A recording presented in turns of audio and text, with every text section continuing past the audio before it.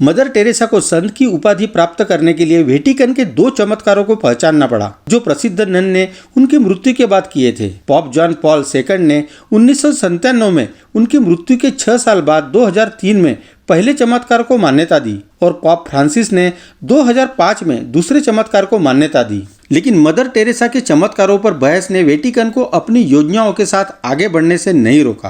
Pop Francis ने आधिकारिक तौर पर 4 सितंबर 2016 को मदर टेरेसा को संत घोषित किया, लेकिन निर्णय विवादास्पद बना हुआ है और उनके चमत्कारों पर विवाद इसका एक छोटा सा हिस्सा है। बेशक मदर टेरेसा की संत की उपाधि कुछ लोगों को अच्छी लग सकती है।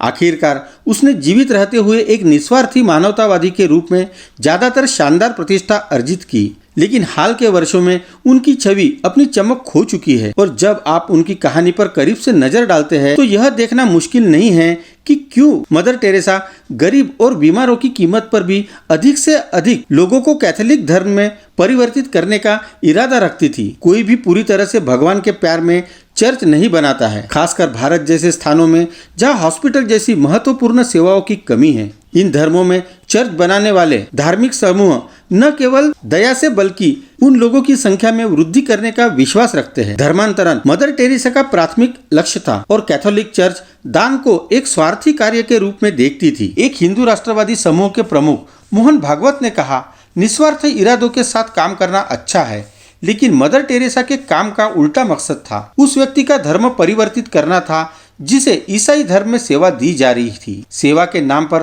धर्म परिवर्तन कराया गया और जब न्यूयॉर्क टाइम्स ने ब्रिटिश डॉक्यूमेंट्री हेल्स एंजल की एक फिल्म जिसमें मदर टेरेसा की कुछ खामियों को उजागर किया गया था, तो अखबार ने निष्कर्ष निकाला कि वह गरीबों की मदद करने में कम दिलचस्पी रखती थी। उनका विश्वास सिर्फ उनके कट्टरपंथी रोमन कैथोलिक का विस्तार है। मदर टेरेसा के चिकित्सा केंद्र लोगों को ठीक करने के लिए थे, लेकिन उनके रोगियों को अक्सर ऐसी स्थितियों के अधीन किया जाता था जो उन्हें और भी बीमार बना देती थी। उसी डॉक्यूमेंट्री में एक भारतीय पत्रकार ने मदर टेरेसा के मिशनरीज और चैरिटी के प्रमुख स्थान की तुलना उन तस्वीरों से की जो उन्होंने नाजी जर्मनी में बर्गन बेल्सन एकाग्रता शिविर में देखी थी, जहां इंजेक्शन की नीडल्स को नल के पानी से धोना, उसका पुनः उपयोग करना, महत्वपूर्ण वस्तुओं को महीनों तक संग्रहित करना। मदर टेरेसा के रोगियों के उपचार की आलोचना करने वाले केवल स्वयंसेवक ही नहीं थे। अपने धर्मशाला देखभाल केंद्रों में मदर टेरेसा ने रोगियों को केवल वांछित महसूस करने और भगवान के साथ शांति से मरने की जरूरत है कहने से चिकित्सा विशेषज्ञ भी उनसे दूर चले गए। 1994 में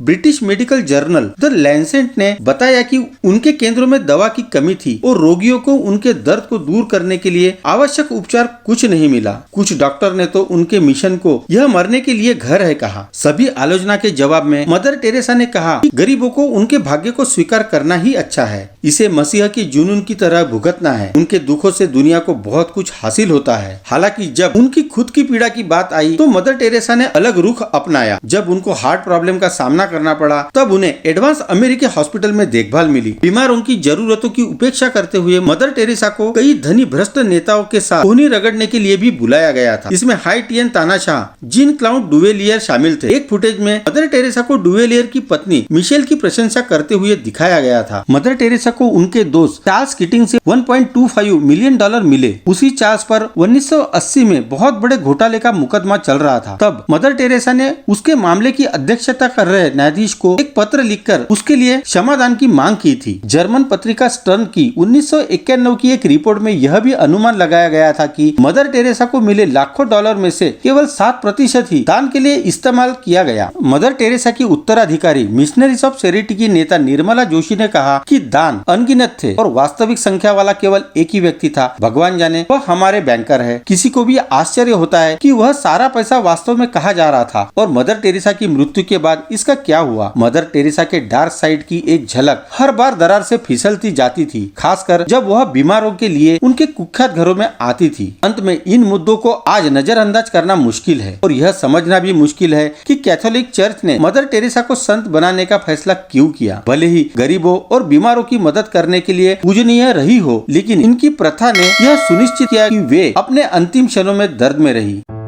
चलो जल्द ही मिलते हैं नए वीडियो के साथ ग्लोबल इंसाइक्लोपीडिया में।